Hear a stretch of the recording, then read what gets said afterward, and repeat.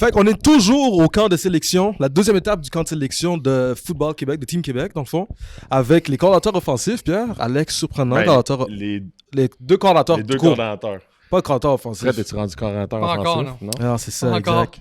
Les deux coordinateurs. Ouais, merci Pierre de me reprendre.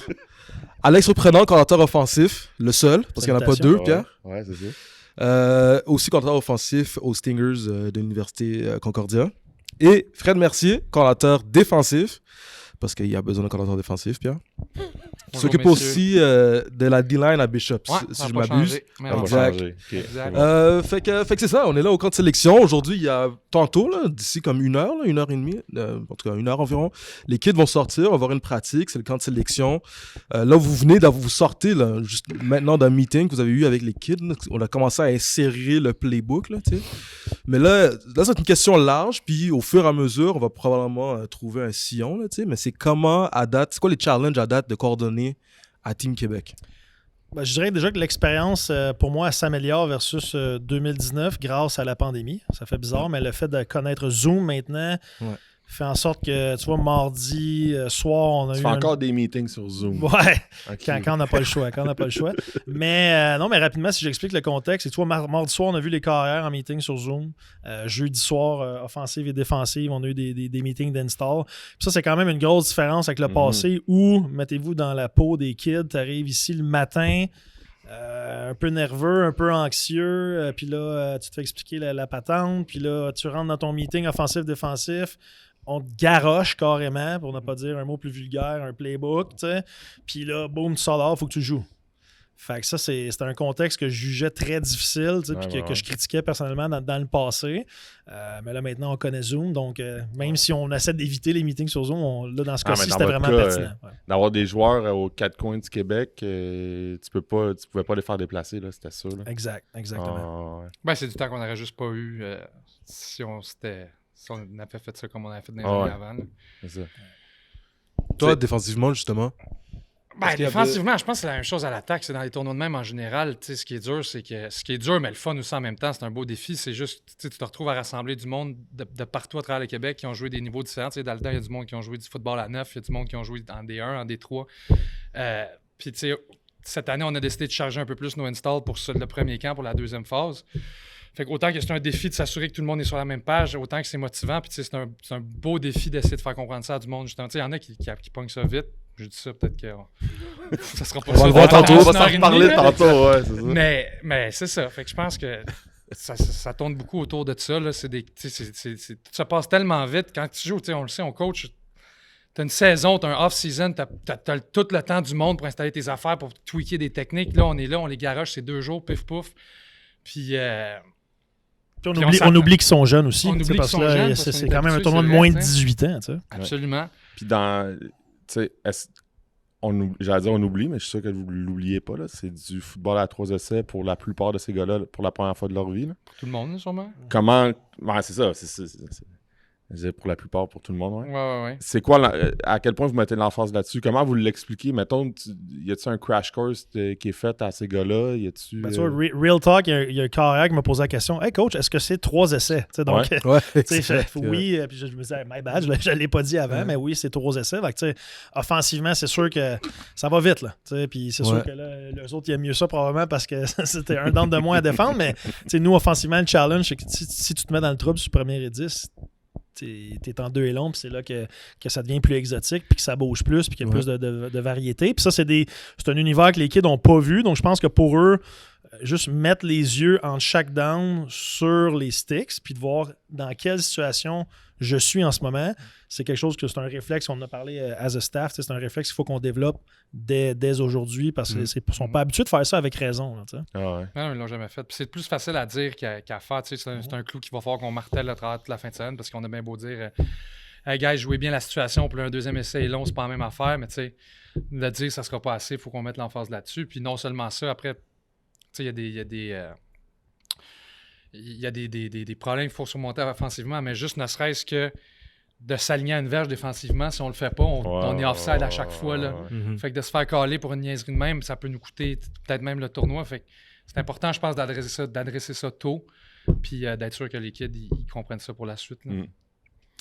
à quel point vous devez, vous deux, développer une chimie, peut-être qu'il n'y en a pas différente. À quel point vous devez apprendre à vous connaître en tant que coordinateur offensif, défensif, est-ce que vous avez plus à interagir en pratique? Est-ce que vous connaissiez avant? Bon, un peu, oui. Puis, honnêtement, je pense que pendant le week-end, pas tant d'interaction parce qu'on a plein nos shorts de chacun de notre côté, mais on a fait un travail en amont. On s'est parlé à dire, OK, c'est quoi, qu'est-ce que tu vas faire défensivement à peu près, qu'est-ce que je vais faire offensivement, c'est quoi mes formations offensives, c'est quoi ces fronts, c'est-tu des coverages de one eye, c'est-tu du two eye, un peu pour que dans nos install, il y a quand même déjà une orientation vers ça pour pas que les kids fassent blindside sur le terrain parce que c'était pas dessiné comme ça tantôt. Donc, ça, je pense que c'est important, sinon on perd de l'efficacité des deux côtés du ballon. Là, puis je pense que Dave il a mis l'emphase là-dessus aussi. On a fait des meetings, on s'est assuré que nos il faut aussi que tu t'assures que tes installs soient compatibles. Fait que je pense que par rapport à ça, c'est important de le faire. Puis même sur le long terme, après, c'est beaucoup plus facile si on a une relation saine d'avancer. Puis dans le tournoi, ça va aller vite. Fait que tu n'as pas le temps de niaiser à gauche et à droite. Tu veux que ça se fasse smooth. Fait que je pense que là-dessus, oui, d'avoir une bonne relation d'un bord puis de l'autre, la balle, ça l'aide.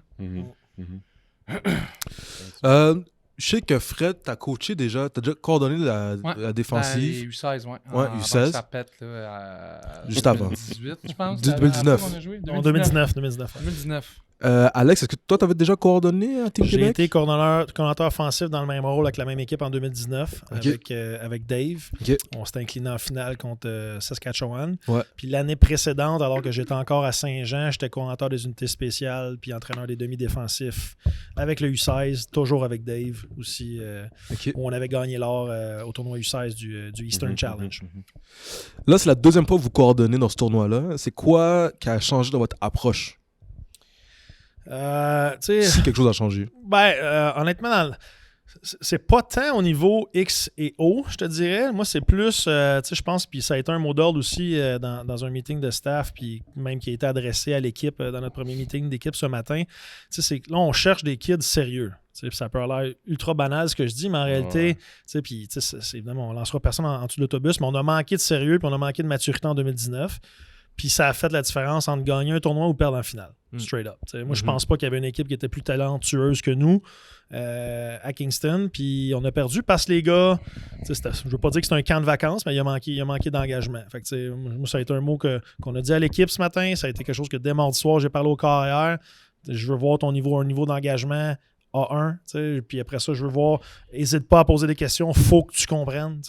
Comme Olivier Théroux qui m'a demandé tantôt si tu 3 essais. Hey, great question, man. C'est ça, là, c'est ça que je veux, c'est ce genre de questions-là, parce qu'il faut que tu comprennes. Fait que tu veux pas être Joe Cool qui reste dans le fond du meeting room en disant ah non, je poserai pas de questions, je veux pas avoir l'air d'un idiot. Alors qu'au contraire, donc pour moi, c'est super ça. Puis oui, évidemment, on va regarder les skills. Là. On n'est pas con. Mais pour moi, honnêtement, c'est quasiment dans un troisième ordre parce que tu es dans un contexte où tu vas jouer 3 matchs en 7 jours, 8 jours, où on va rentrer on va faire des petites modifications de système très rapidement. On fera pas d'opposition en pratique, ça devient des walkthroughs seulement parce que les gars sont en récupération. Donc, c'est un contexte qui est vraiment difficile. Là. C'est plus difficile qu'une saison universitaire, qu'une saison collégiale. Même les professionnels ne jouent pas 3 matchs en 7 jours, là, donc c'est pas facile. Avec pas grand temps pour te préparer. Là. Exact. Ouais. Il faut que tu expliques tout. Puis tu l'as dit, là, les qualités athlétiques, j'ai l'impression qu'ils l'ont déjà prouvé dans les camps d'avant, là, de ce qu'on a compris en parlant avec David avant. Mais c'est aussi comme l'attitude, dans le sens que, tu sais, ils l'ont dit, moi, j'étais pas là en 2019 avec les plus vieux, j'étais avec les plus jeunes, mais tu sais, on a comme 10 jours après ce camp-là, on a 10 jours à peu près pour monter une équipe, tu sais. Puis quand même, aussi bon qu'ils soient, les kids, s'ils jouent pas ensemble, il n'y en a pas un qui est assez bon pour gagner tout seul. Fait que c'est ça aussi, c'est d'être capable d'aller chercher une cohésion dans ce groupe-là. Tu sais, là, on va passer de, 120 à 54, puis après ça, les gars qui nous restent, quand même qu'ils soient bons s'ils jouent juste pour eux, ou tu sais, ça marchera pas plus, là. Si on a que du talent, mais que c'est totalement dispersé, on n'est pas plus avancé. Fait que ça, c'est un autre défi aussi, d'être capable de saisir qui est capable d'embarquer puis qui va jouer pour les bonnes raisons puis qui va aller jouer pour la fleur de liste, pas juste pour mettre son nom sur un roster. Là. De là, la stratégie de complexifier un petit peu plus les installations qu'on a faites des deux côtés du ballon pour tester davantage les gars. Ça se peut que ça soit pas beau au début ou aujourd'hui. C'est souvent offensivement. Généralement que ça peut être tough. Puis c'est correct, je vis bien avec ça tant qu'on progresse puis qu'on voit justement qui est capable de sortir de la tête de l'eau puis de bien faire dans un contexte comme ça. Ouais. Tu sais, t'as coaché au secondaire, t'as coaché au cégep. Les gars, vous êtes, j'allais dire pas habitués, mais vous avez déjà coaché des jeunes de cet âge-là. Mm-hmm. Mais c'est quoi le défi d'en coacher des gars que souvent c'est les meilleurs dans leurs équipes, que des fois, peut-être, là, je suppose, des fois, peut-être ils tournent des coins ronds parce que leur talent. Tu sais, on parlait de tu peux pas gagner tout seul. Il y a souvent des gars là-dedans qui gagnent des matchs tout seuls dans leurs équipes. Là. Comment vous faites pour aborder ça? Comment vous leur expliquez? Tu sais, je veux dire, moi, j'étais un jeune de cet âge-là, tu me dis tu peux pas gagner tout seul. Ma tête, je l'ai déjà fait. Là. Ben, tu l'as déjà fait, oui puis non, là. En réalité, il n'y a personne qui a jamais gagné une game tout seul. Là. Non, mais quand même, tu as fait 15 plaqués défensivement, tu as fait les 15 plaqués parce que tu en avais 11 autres qui ont fait leur job autour. Fait que oui, tu peux peut-être penser ça dans ta tête, mais c'est pas ça pareil. Mais ces gars-là, c'est la première fois qu'ils vont s'aligner. Ben, là, je suppose, mais c'est pas vrai parce que tu as des gars qui ont fait U16 puis qui ont gagné aussi. Là. Ils ont fait ce tournoi-là, mais là, ils s'en vont dans un tournoi et c'est pas de ce que je comprends, parce que David l'a parlé aussi, il a dit, l'équipe n'était pas plus talentueuse, il a dit exactement ce que tu as dit en 2019. Fait que c'est pas le talent nécessairement qui gagne. Fait que comment, au-delà de ça, au-delà de dire on veut une équipe sérieuse, ça se traduit en quoi concrètement? Ben, je pense qu'il y en a une gang aujourd'hui, dans moins d'une heure, qui vont, quand ils vont commencer à faire l'opposition, puis là, ils s'aperçoivent que le calibre est pas mal plus relevé que le camp d'évaluation. Ils vont faire « Oh, OK, t'as peu. » Déjà là, le niveau vient d'augmenter. On parle quand même de 105, 110 meilleurs joueurs de la province ou à peu près. Donc déjà là, pour certains, ça va être un reality check. Puis après ça, je pense que c'est à nous comme staff à renforcer le message qu'on a dit ce matin, à renforcer le message qu'on a dit dans les Zoom meetings toute la semaine, à tenir la laisse serrée, comme on dit, pour s'assurer que les gars restent allumés. Là, puis moi, personnellement, j'étais peut-être un peu trop friendly en 2019. Je veux pas être Joe Cool pendant le tournoi. J'ai dit à mes carrières, si vous ne m'aimez pas pendant, ça m'en fout, mais si on gagne après, vous allez m'aimer, ça c'est certain, puis on va avoir des beaux souvenirs ensemble. Fait que c'est à nous, je pense, comme staff aussi, d'être hard sur eux autres, puis d'être coachés fort, puis c'est ça qui va nous donner les résultats qu'on veut. Puis c'était le ton. Puis il y a comme deux volets à ta question, dans le sens que tu peux avoir des très bons joueurs, puis le problème, c'est un peu plus le caractère. Fait que faut que tu les ressentes. Mais sinon, tu peux aussi avoir des gars qui, athlétiquement, sont incroyables, mais qui n'ont juste jamais joué au foot. Là. On avait Steve Bolo dans le U16, là, qui jouait du football à 9, puis il venait de commencer. Fait que dans ce cas-là, oui, il est très athlétique, puis on sait qu'il y a des belles qualités, un beau futur, mais à ce moment-là, il ne savait pas jouer au foot. Là, fait que tu ne traites pas de la même manière non plus. Puis après ça, c'est à toi. Au final, on a la décision. Là. Fait qu'on peut décider si on amène le kid ou pas. Fait que ça va être à nous de juger justement est-ce qu'il va nous nuire plus que nous aider. Puis c'est bien plate à dire, mais on verra rendu là. Puis je pense que le plan initial, selon ce qu'on a discuté, c'est peut-être d'en avoir un petit peu moins des gars comme ça. En 2019, on en avait quand même probablement 3-4 de chaque bord de la balle. Là, si ça se limite peut-être à 1 à 2, ben déjà là, tu diminues les risques de te mettre dans le pétrin avec des gars qui assimilent pas bien un game plan, puis leurs assignations. Parlons de game plan, là justement, vous n'avez pas beaucoup de temps pour insérer des trucs. Puis vous avez aussi ce que vous faites en général, c'est-à-dire dans vos équipes respectives, là, à Bishop et à Concordia. À quel point, c'est quoi le pourcentage de ce que vous faites ici que vous faites à Concordia, dans votre équipe respective? Là. Vous voyez ce que je veux dire? Moi, j'ai une identité offensive qui est la même depuis longtemps. Je suis un gars d'RPO, je suis un gars qui est agressif verticalement. Tu vois, en 2019, en regardant notre film, je me suis trouvé conservateur un peu. C'est dénaturé. C'est pas ça. C'est que c'était ma première expérience dans le 3 essais, je pense. Puis justement, avec le fait qu'on trouvait qu'il y avait certains gars qui étaient un peu overwhelmed, on n'a pas voulu en mettre trop sur la tête, là, dans la tête, en fait. Là. Puis, alors que là, je pense que je veux être plus agressif, je veux être plus vertical. Le RPO, ça a toujours été, ça ne changera pas. C'est le football auquel je crois. Fait que non, moi, c'est sûr que ça ressemble quand même pas mal à ce qu'on fait à Concordia, évidemment, dans une moindre mesure, là, parce qu'on a beaucoup moins de temps là, avec ces kids-là. Mais c'est sûr, c'est la même teinte, là, dans le sens qu'on coach ce qu'on connaît, on coach les affaires, mais après, il faut être réaliste, on en a parlé déjà avant. Tu compares des kids universitaires qui jouent dans le même système pendant 50 ans à des kids que tu as 2 jours. Fait que je pense qu'il y a une base de ça. En termes de pourcentage, je ne pourrais pas te dire, mais il y a une base qui revient.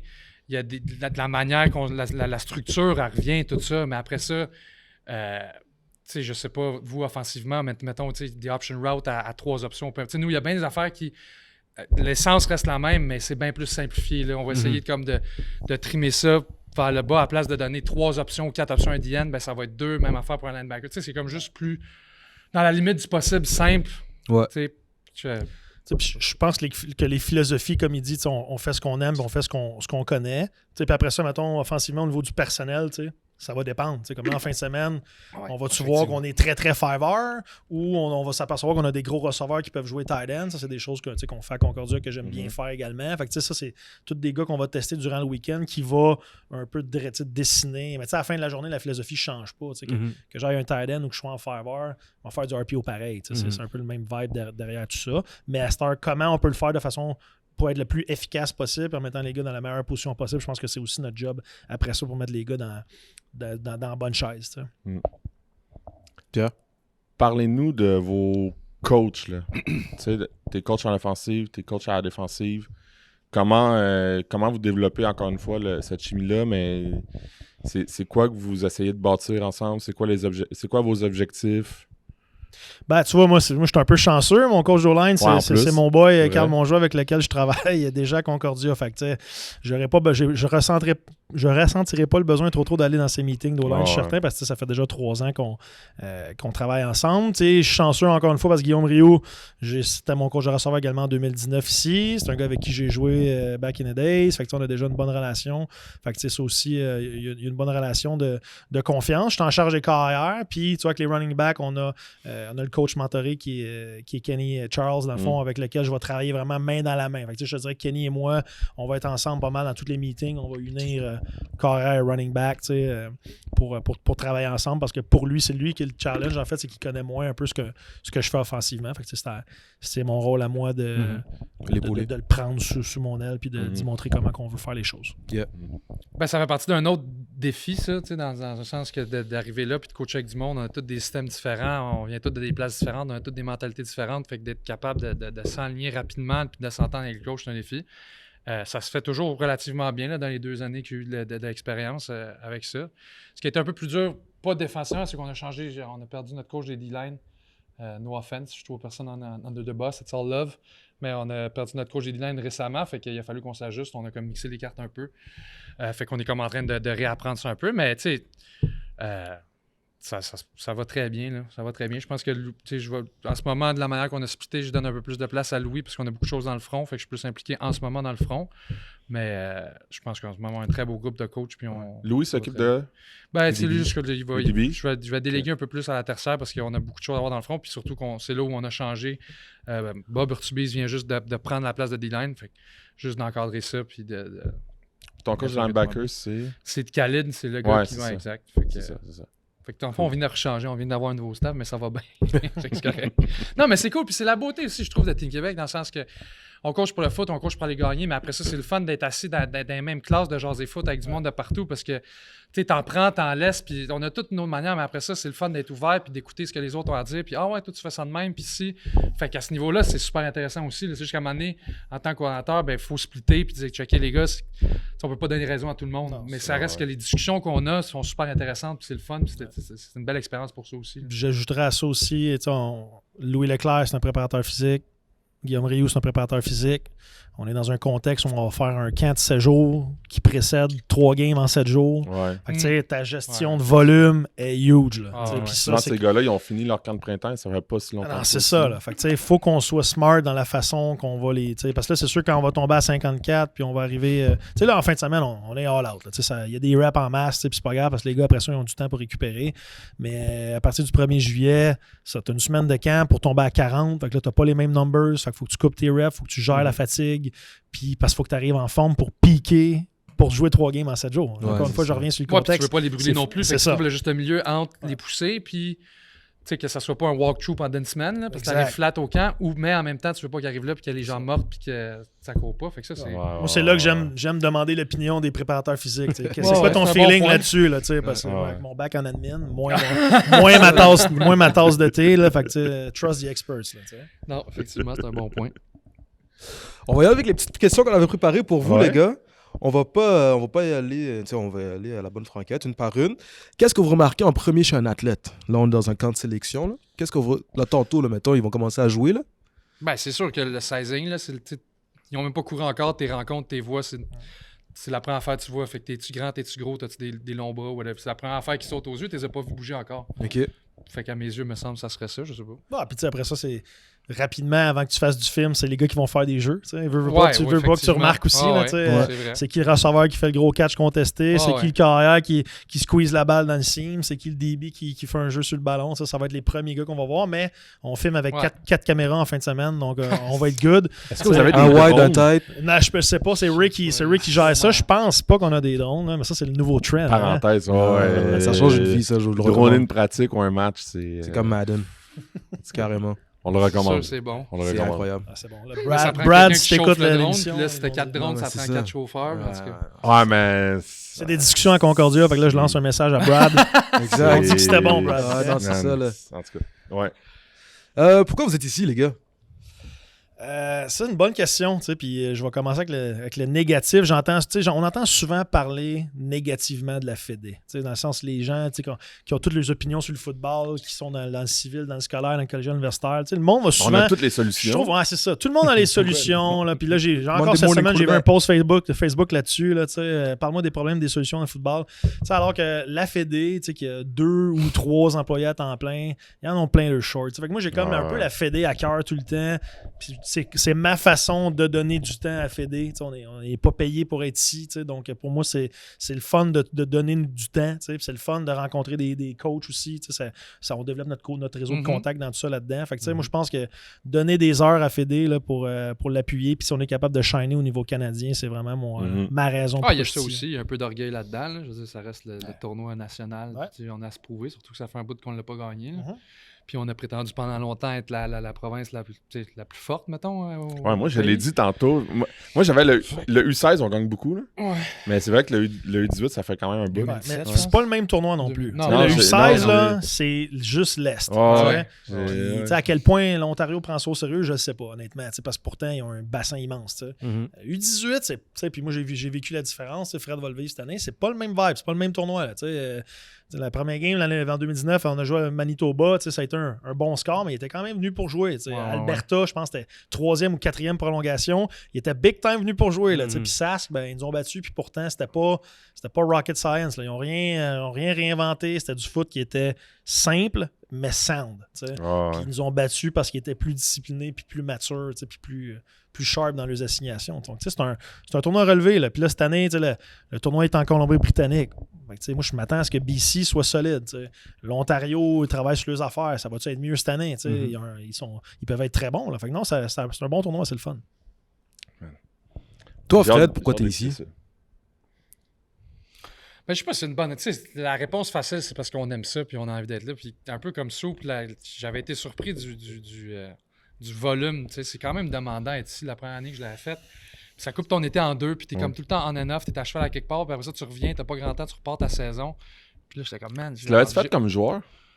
Je l'avais pas fait comme joueur, non. Ça non, je m'étais blessé. Dans... Ouais, j'étais blessé, je m'étais pété le dos.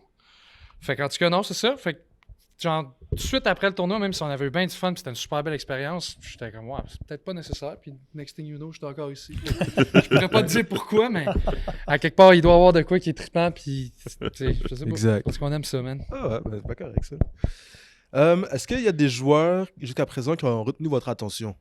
Ah, il y en a plein. Mettons. Ben, déjà, on les a gradés de 1 à 3, puis là, ça finit à genre 1+, 1-, tout. Fait que, clairement, les 1, ils ont plus flashé que les 3, là. Ouais. Puis c'est pas juste, en tout cas. T'as des noms en tête là, en ce moment, c'est sûr. Là. Ouais, tu veux pas les nommer? On en parlera pas. Okay, pas de suite, non, pas de suite. Mais pas les 3, les 1, mettons. Qui mettons, là, puis pour les gars, c'est plate, le but c'est pas de squeezer, là, on n'essaie jamais de squeezer personne, mais mettons, là, nous, on va regarder le tournoi, il y a quand même qui qu'on devrait surveiller, puis si vous voulez, on mettra ce bout-là après le tournoi, là. Ben, reposez-nous la question après le camp, après le camp de 7 jours. C'est bon. Okay. Parce que moi, je peux répondre offensivement, mais tu sais, tout dépend de ce qu'ils vont faire en fin de semaine. Okay. Puis je me souviens de Élie Rivet, c'est le premier nom qui me vient en tête, receveur des Loups. Je pense qu'il s'en va au Vieux-Montréal. Au camp des Val, on le fait comme OK. Antoine Raymond, running back de Delbévio. Je me souviens, au camp des Val, on a fait comme OK. Fait que, ça reste qu'en fin de semaine, il faut qu'ils prouvent ça. Exact, ils n'ont encore pas prouvé leur... Est-ce qu'ils vont être sérieux? Est-ce qu'ils vont être engagés? Est-ce qu'ils vont être sharp dans leurs assignations? Ça dépend de tout ça. Puis on les a vus, il faut se rappeler. Dans un camp des Val où il y a 150 kids qui courent à gauche et à droite, où tu as à peu près 2 minutes et quart, même pas, 30 secondes par gars, même pas pour évaluer. Tu vois des reps ici et là, c'est pas filmé. Il a peut-être pas pris les reps contre les meilleurs non plus. C'est ça, we don't know. Fait en ce moment, je te nomme 2 noms comme ça. C'était pas mal plus simple ce qu'on courait en même. Exact. Ouais. Mais bonne question, Olivier. Moi je l'aime. Qu'est-ce que ça prend pour jouer dans ta défense à Team Québec, Fred? Je veux dire, bien des affaires, mais en même temps, j'ai simplifié quand je viens de parler au kid, puis moi, je peux pas avoir un gars quand même que tu sois aussi bon, même n'importe quoi, tu peux être le meilleur. Si t'es là, juste comme j'ai dit tantôt, man, pour mettre ton nom sur un roster, puis pas jouer pour la fleur de lys, on s'en crisse un peu, là, ça va être bien tough pour toi. Puis des loafers, là. Tu sais, dans le sens que là, on les a tellement pactés de stock, puis je sais que ça va être tough mentalement. Mais rendu là, je m'en fous que tu fasses des erreurs, mais cours, man. Genre, cours à la balle, puis lâche pas, puis vas-y. Puis si déjà, en faisant juste ces petites affaires-là simples, tu sais, genre take care of the team, puis fucking me donner 100%, que tu te trompes après ou pas, on va s'arranger, man. Genre, déjà à la base, t'es parti du bon pied, là. Soupe. Ben, tu sais, c'est par position, il faut que je te réponde quasiment. Tu sais, là, c'est du 3 essais. Fait que, au line, ça peut pas juste être le bruiser physique qui défonce du monde. Ça prend un gars qui combine run et pass pro. Puis des fois, dans certaines équipes, au juvénile, ils en font moins. Fait que ça, c'est important.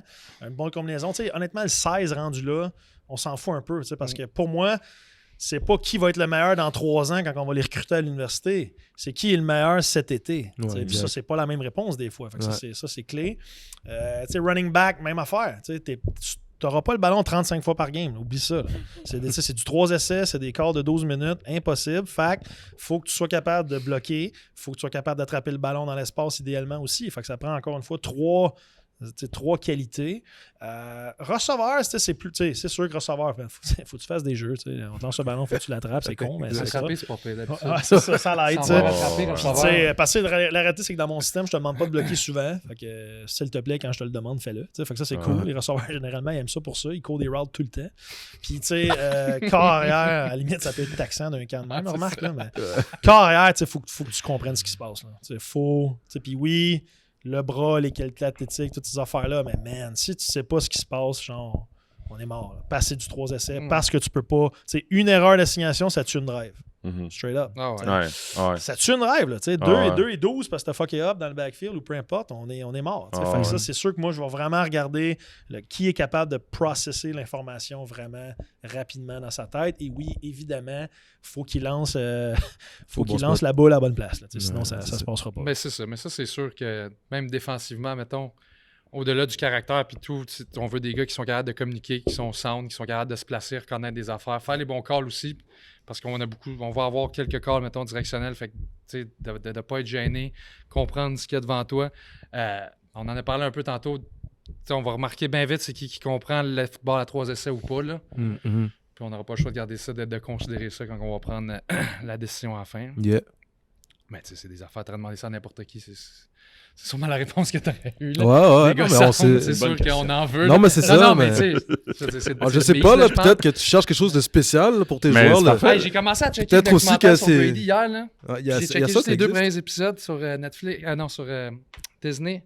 Puis ça commence genre en 2001-2002. sur Disney. Je viens de l'apprendre. T'as pas vu ça? Non, pas en tout. En tout cas, checker ça. J'écoute Obi-Wan de ce temps-ci sur Disney. Tu vois tu vois les vieilles défensives des années 2000, man, puis ils sont là, puis ils parlent, puis t'as McGinnis, puis tu vois les clips, man, puis mon gars, c'était tellement différent comme fucking football, c'était incroyable. Oui. Parce que tu m'en parles, t'es comme, en tout cas, tout un temps, je t'aurais peut-être dit ça, je veux un gars qui casse tout, là, on peut plus. Non, c'est ça.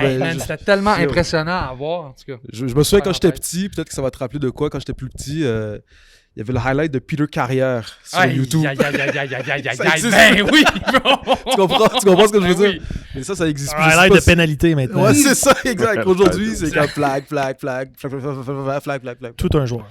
Ben c'est ça. Mettons, dans le temps, je t'en aurais pris un de même. On peut plus, là. Mais en tout cas, ça a changé. Là, on est plus dans le sound puis dans le bright. C'est ça qui est ça. Pierre, mot de la fin? Mot de la fin, c'est ça, hein? On a hâte de voir ça. Quoi? Je t'ai vu sur le spot, hein? Non, merci les gars d'avoir pris un petit moment avec nous. Il partait, là, je sentais que ça s'en venait. Non, c'est ça, mais moi je le voyais pas venir. Je vais dire la même affaire que j'ai dit à David Lessard avant, c'est-à-dire que bon succès pour ce tournoi-là. Moi, personnellement, j'ai super hâte de l'écouter en ligne. Moi, je me souviens que l'été, c'est ça que j'écoutais, là. Parce que du football, en ce moment, il n'y en a pas tant que ça. Mais pour le reste, c'est...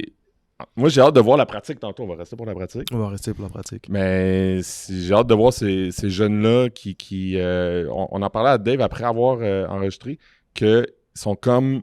On dirait qu'ils sont pas trop conscients dans quoi ils s'embarquent. Ils sont pas conscients à quel point, de la manière que vous avez parlé, c'est potentiellement gros. C'est un gros tournoi. Puis, je sais pas pour vous, mais moi, j'ai l'impression que ça doit être le fun de faire ça avec des gars qui sont un peu inconscients parce qu'ils savent pas que qu'est-ce que vous allez leur demander, ils n'ont pas de comparaison. Puis c'est à nous à les modeler de la bonne façon. Ouais. Fait que, pour avoir vu les gars tantôt sortir de l'auditorium, je veux dire, il a l'air d'avoir toute une équipe là-dedans. Ouais, c'est ça, la Bourbassine sélection. Là. Fait que tu vois, ma réponse était quand même... Ouais, non, c'est ça. Merci encore les gars. Puis, chers auditeurs, on se revoit la prochaine fois. Ainsi soit-il. Merci les gars. Merci à vous autres.